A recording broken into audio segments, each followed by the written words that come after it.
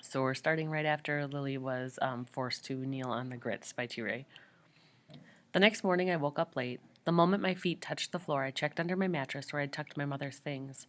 Just a temporary hiding place till I could bury them back in the orchard. Satisfied they were safe, I strolled into the kitchen where I found Rosalind sweeping up grits. I buttered a piece of sunbeam bread. She jerked the broom as she swept, raising a wind. "What happened?" she said. "I went out in the orchard last night. T-Ray thinks I met some boy." "Did you?" I rolled my eyes at her. "No." How long? Maybe an hour? She looked down at my knees and stopped sweeping. They were swollen with hundreds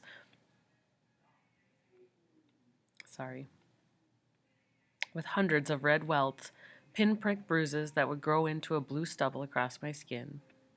"Look at you, child. Look what he's done to you," she said. My knees had been tortured like this enough times in my life that I'd stopped thinking of it as out of the ordinary. It was just something you had to put up with from time to time, like the common cold. But suddenly the look on Rosalind's face cut through all that. "Look what he's done to you." That's what I was doing, taking a good long look at my knees, when T-Ray stomped through the back door. Well, look who decided to get up. He yanked the bread out of my hands and threw it into Snout's food bowl. "Would it be too much to ask you to get out to the peach stand to do some work? You're not queen for a day, you know." This will sound crazy, but up until then I thought T-Ray probably loved me some. I could never forget the time he smiled at me in church when I was singing with the hymn book upside down. Now I looked at his face. It was despising and full of anger. Despising. So what does it mean to despise somebody? "As long as you live under my roof, you'll do what I say," he shouted. "Then I'll find another roof," I thought. "You understand me?" he said. "Yes, sir, I understand," I said, and I did too. I understood that a new rooftop would do wonders for me.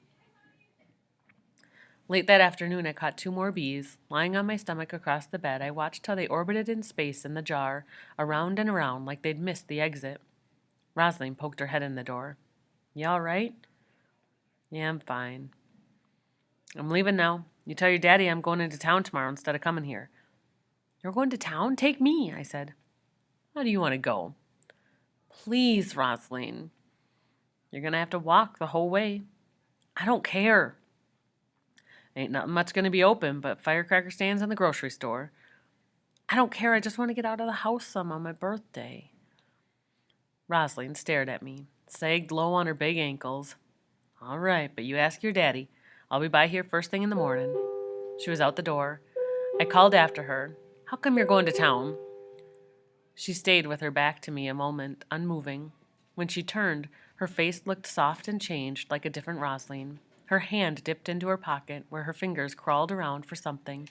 She drew out a folded piece of notebook paper and came to sit beside me on the bed. I rubbed my knees while she smoothed out the paper across her lap. Her name, Rosalind Days, was written 25 times at least down the page in large, careful cursive, like the first paper you turn in when school starts. "This is my practice sheet," she said. "For the 4th of July, they're holding a voters' rally at the colored church. I'm registering myself to vote."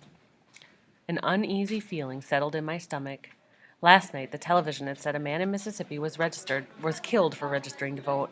And I myself had overheard Mr. Busey, one of the deacons, say to T-Ray, "Don't you worry, they're going to make them write their names in perfect cursive and refuse them a card if they forget so much as to dot an I or loop in their Y." I studied the curves in Rosalind's R. "Does T-Ray know what you're doing?" "T-Ray," she said. "T-Ray don't know nothing."